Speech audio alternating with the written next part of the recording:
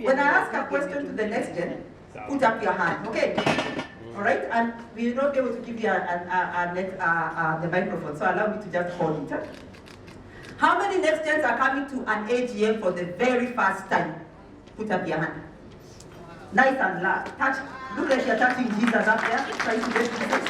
So let's acknowledge them. I hope your experience has been wonderful. Where it has been painful, believe me, you will get over it. You just come back again. Whatever happened that didn't work, just come back again. One of the things about next gen is that we must have the grit that our founders have naturally. You know, founders have a natural grit. They have an ability to just persevere, and we are looking at them and we are telling them this business is not making any sense. So some of us need that grit, and one of the ways grit is to keep coming. How many of you, next gen, are 20 years and below? I just want to see if there is a third gen anywhere. Anybody? Not? Anybody? They are shy. 20 and below. You know why I say that? I say that I'm a biblical entrepreneur. Dr. Olive is a biblical entrepreneur. We have biblical entrepreneurs all around. I can see Dr. Olive, quite a number of us. And one of the things we have to do to graduate is that we have to write down our succession plan, even me. We have to write down our succession plan to graduate. You can imagine. So there is no success without succession, people.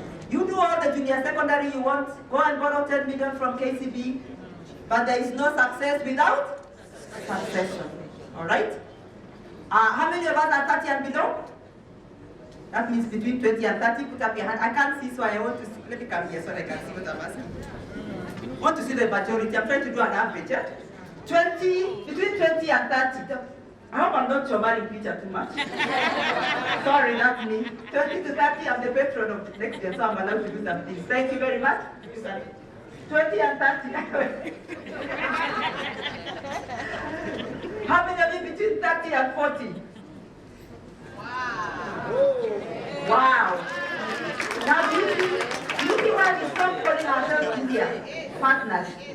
Because some of us are really, if you can't be called junior, come to a meeting you are being called junior. You are even going to refuse to come to that meeting. Yeah? Now let's look at the ones we will start standing up for. Because to have some junior partners here, to be sent to between 40 and above, and you come and you sit down, that is a blessing. 40 to 50. 40 to 50, fourth floor. We call it fourth floor. Fourth floor. All right? And then there are some of us who truly, we don't know where we belong. Are we founders? We are 50, we call them 50 and above, towards 60 and bonus. I want them to please remove your space here and leave them in the middle there, because those are special people. Just, and that's where I need to come. I try to have Pedro have a special one. 50. So I'm going to ask, there are people I have talked to who I want to go a little bit into a Q&A, just a little bit. There are only 4 of them. All right, so the rest of you, thank you very much. You have made this place warm. How old were you when you joined the business?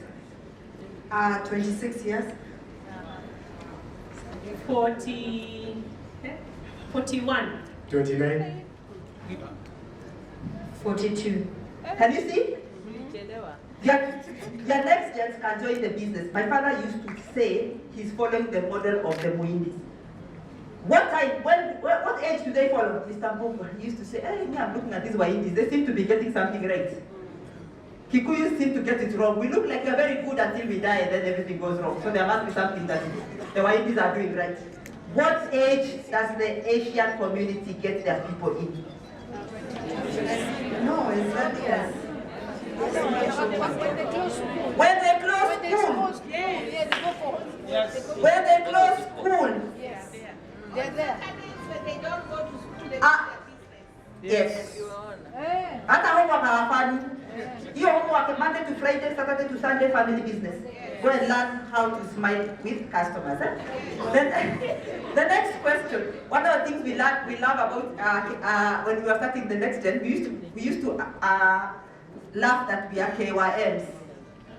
We don't know what we are doing in the school. Our work is when our founders just wake up and they decide leo enda hapa. So all of us used to meet and say, you do have a title? You do have a title? Why? Do you have an appointment letter? No. Do you have a salary? No. Hey, and it was tough. And then what would happen when you would ask, how come you don't have a salary? What are your folks saying? They are saying, lakini hii ni shule yako. That is the stories we used to literally have sleepless nights trying to understand. So I want to ask the people who are here, what is your position at the moment? Oh, by the way, I joined the, Kenan, you said you joined that? 20? 29. 29, yeah? I joined that 29, yeah? 28. Okay. That's my husband, so he correct. I get senior moments more than him, although we are age mates. 29, I joined at 28. Yeah?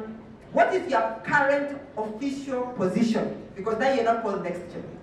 By the way, if you don't give your next gen a position, the staff members call them COO, child of the owner. So you do a great disservice to your child when your child does not have an appointment letter saying what they are. Because everybody else knows what they are. And because there is a vacuum, they go around being called child of the owner. Regina, what's your present? Managing director. Managing director? CEO. Chief Servant Officer. Director. Okay. So if we had all these other people, they would have all manner of titles, which is not a bad thing, but it is the beginning. All right. All you need to do as next gen, you have to align yourself to make sure whatever title you are giving, you are moving towards your purpose.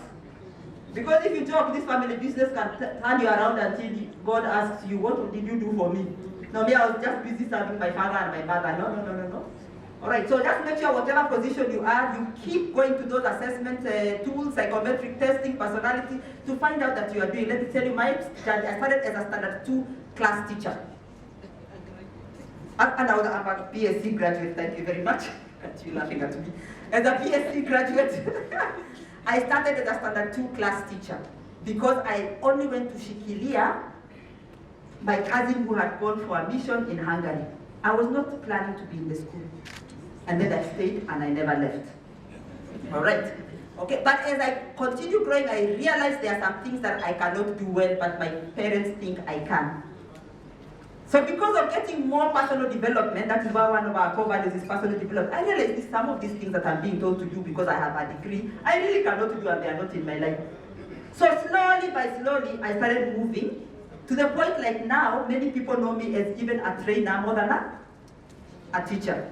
All right, so the other question is, now I will talk more. What would you like to tell your parents?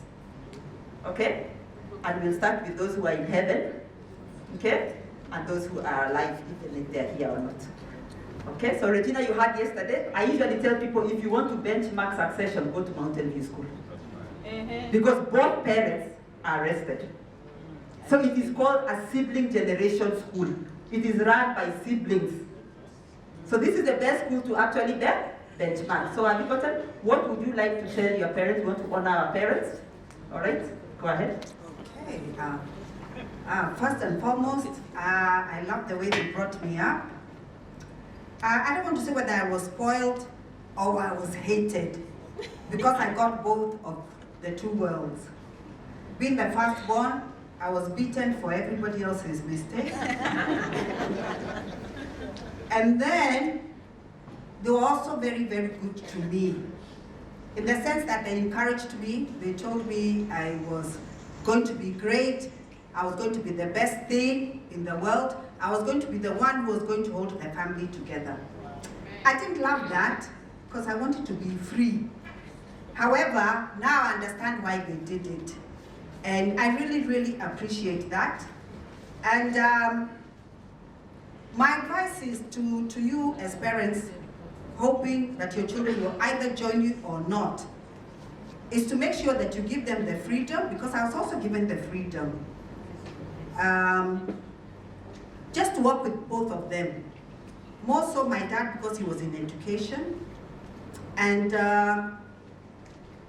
he allowed me to be there.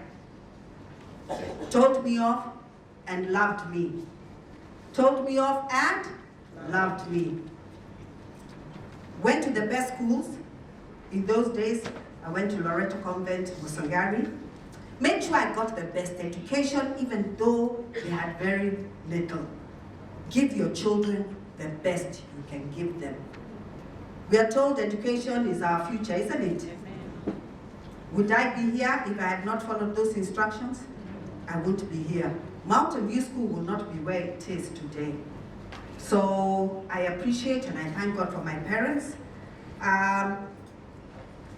Even though they went when I was a grown-up, I think because of the way we were brought up, we were able to stay together. We were 5. We lost our sister in 2020.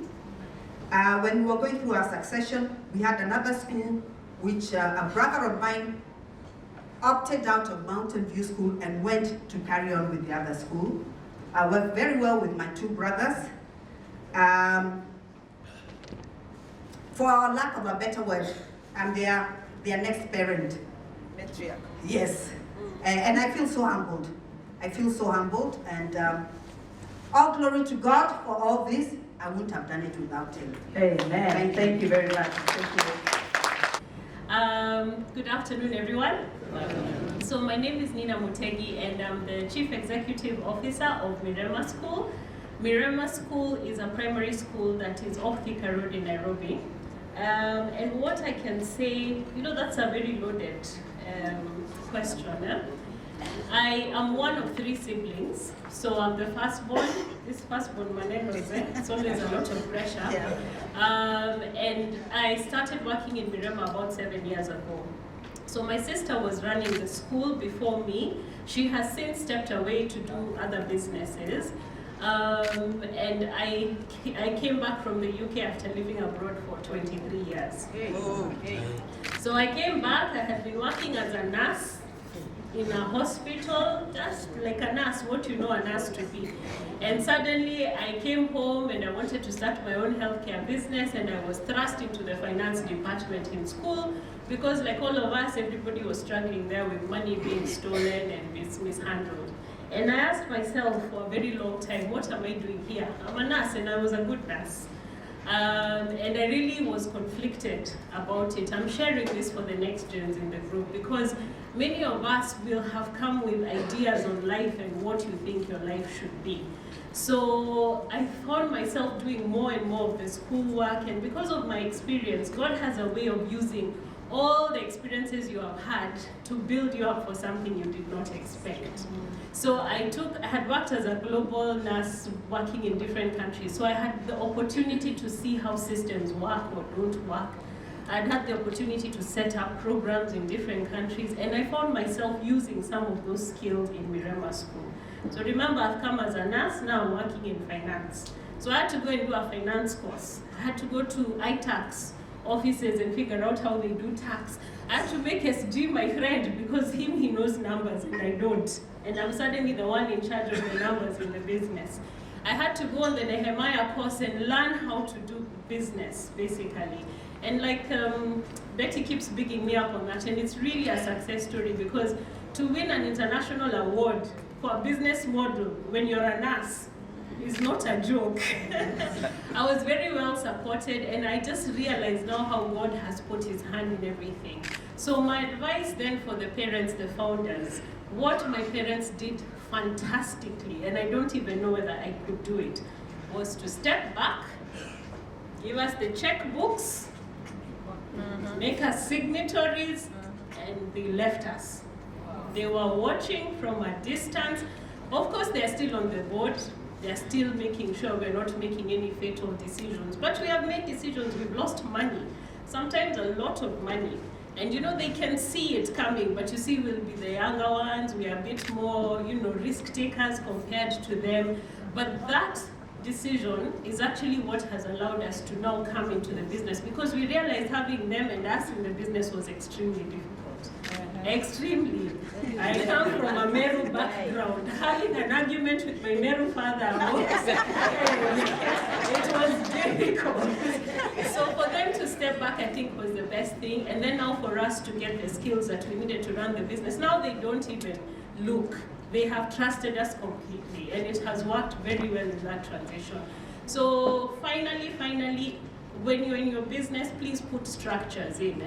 I have a contract. I wrote my own contract. But imagine for a young person, these are the years you're supposed to be making money. Now me, I'm moving to 5th floor. So imagine your young son or daughter coming into a job where they don't have a salary, they don't have benefits, they don't have anything. You're actually doing them a disservice. And you have to pay them at as close to the market rate as you can. That's the way to get them in.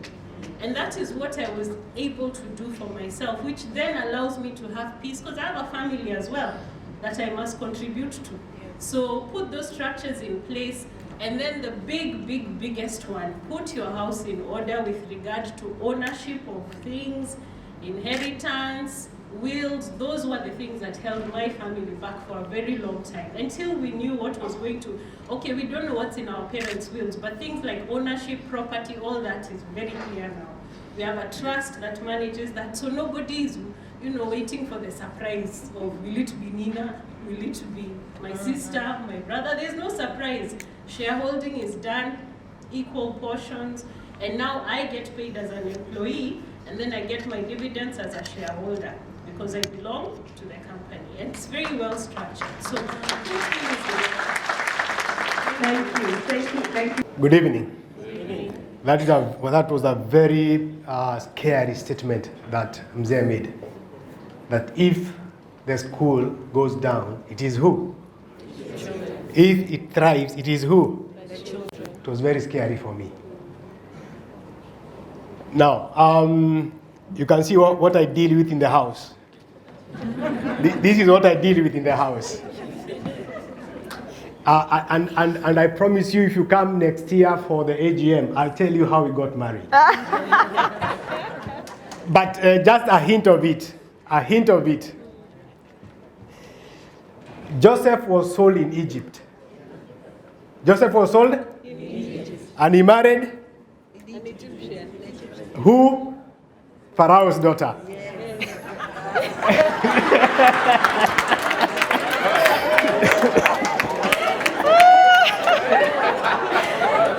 What can we say?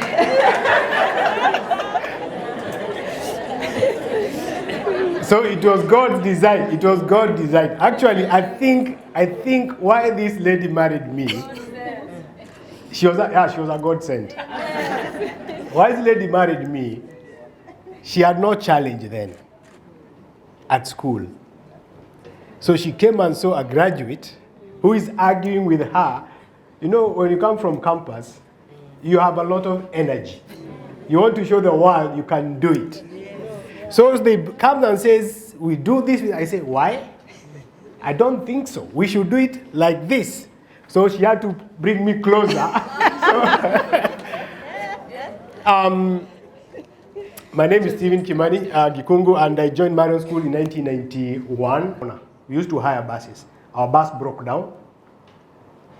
And when it broke down, these two vehicles that we had hired came to school, and they were parked. So the director, we used to call him the director, told the drivers, go and get the other children on the road.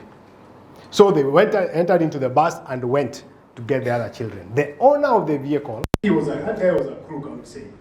He turned back the vehicles and told them, why are you going? No, we have been sent to get. So no, go back, that's not your work. When they saw them coming, he asked, why are you coming back? Said, you have been told to come back. By who? By the owner. You know what Nze did? He told them, I do not want to see this vehicle in my compound. That is in the morning. hired vehicle that we had a contract with. And the guys left. I looked at that man and said, this man is crazy. We have children to carry in the evening, and here he is, he has sent the vehicles away. He was very wise, very wise. He knew here things are backfired.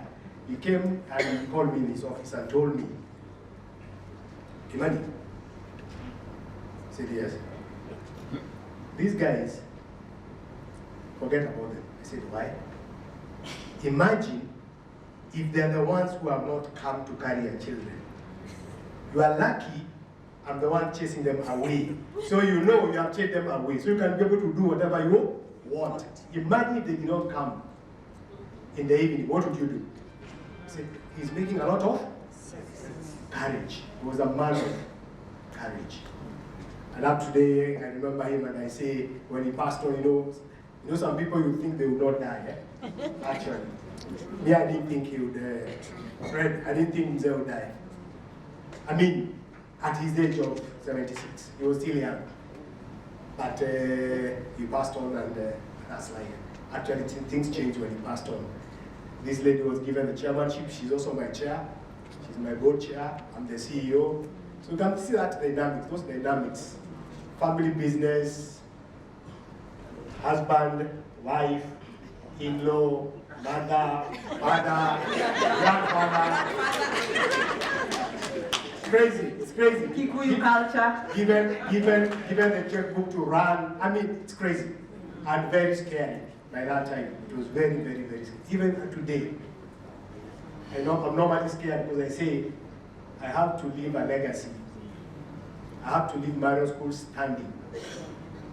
And that's why, in fact, Mzee one day said, Kimani, I hope you do not regret being in Marion for that long. Can you imagine? He was a very wise man. Thank you. I was telling my family there yesterday that if my father had been here, when one person was talking down at us yesterday, those of you who know my dad, he would have walked on this stage, taken the mic and told the person, sit down. You have said enough. This is our meeting. He used to tell us, I don't care if it is the NSSF, NHIF people walking, KRA people. When you walk through that gate, can you give me the respect I deserve? So us we are taught very quickly not to get scared. Like now, hey, this guy can tell you about our junior secondary madenas. Literally, they are just ridiculous. But they're wondering, what's wrong? What's the problem? Nobody walks there. So I want to encourage anybody who gets terrified by government officials. You want to be compliant. They are there to help you be compliant. Even KRA is not there to shut you down. It wants the taxes, so it can't really shut you down. It's counterproductive, isn't it? So, but that courage of seeing somebody, and you know you have done something wrong. Eh? There's somebody who said somewhere, I think some of the reasons why founders don't let children coming in, because we will discover that you are not as perfect as you are making us to be. Because some of us entered there and wondered, hiya, and you have not done what? And you have not paid what? And you do not do what? And you do what?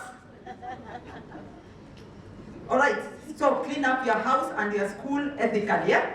And all those things. So the last person is Christabel.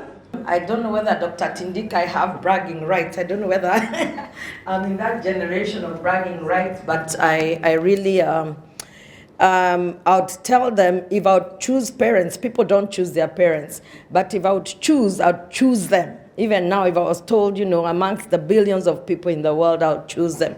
Because there are so many things that I find precious about them, and especially when it comes to education. And even as we grew up, what really mattered was values.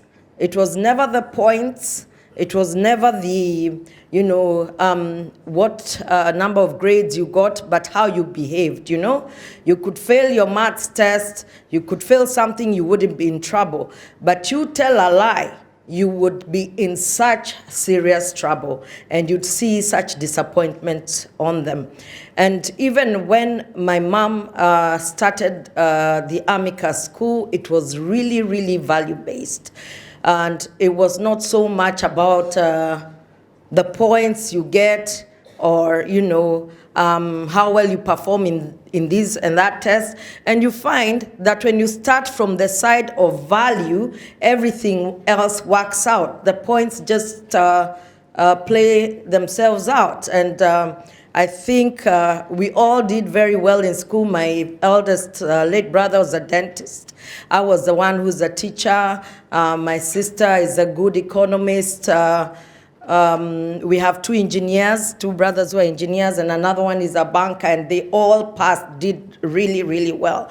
But that was, and people used to think it's because the focus was on the performance, but it was never that. It was just on values. Things like respect. Do you respect people? Do you respect your teachers? Do you respect your employees? Your children will see that. They'll pick up that from your compound. CBC is curriculum reforms. It is not anything new. Even long time ago, Aristotle said, if you train the mind, yeah, and not the heart, that's not education. If you educate the mind and not educate the heart, that's not education. Theodore Roosevelt said, if you educate the mind alone and not values, you're creating a menace in society. And I think we have seen that, yeah? So in our training programs, we are really, really, we really place large emphasis on that. Education before, even African traditional education, emphasized values, yeah? Our own Kenyan education emphasized values before the madness of the 400 plus points came in and the commercialization of education, as one of the speakers said. And when you commercialize and you get those whatever points, you don't necessarily create successful people in society. Some of the schools that don't brag about points and all these kind of things have brought about very successful people, and they're very well sought out schools because people know they instill values. Even some of the universities right now are known for that because they know that person has something extra. So that's what I'd like to bring about. Let's bring about values in our training programs. We have the Amicus School Teacher Training Program and the Kinderheads Teacher Training Program. My background, I was the only one who was a teacher. I've listed what my siblings did. I got into teaching, and I was the only one in teaching in our family. So I used to go and help out here and there, and then somehow I just found myself there. I used to teach, I used to work more in the international systems and in the international schools. And when I came into the 844, I saw that there was a lot missing in terms of things like creativity, things that bring about critical thinking and problem solving, and that is why I'm very, very passionate about that, because I got to observe it in the international schools and I did not see it in our schools. And it doesn't mean that you have to spend a lot of money to bring about creativity in the schools, and that's why we do a lot of this training, a lot of the refresher courses. I like to thank you so much. So many of you have supported me in that, and you continue to support me in that. Let's continue working together to bring about that, and that's how I ended up at Amicus School. Sometimes I fantasize about the time I was just teaching and just close my eyes, open my eyes at the end of the month, and there's a salary. Now the end of the month is my nightmare. But yeah, but anyway, it's been a good experience. Thank you very much. So when you come for a whole day, we teach you how to get buy-in with practical examples from the stories of the next gen where that transition has happened successfully. Na Mungu awabariki mpaka mshangae.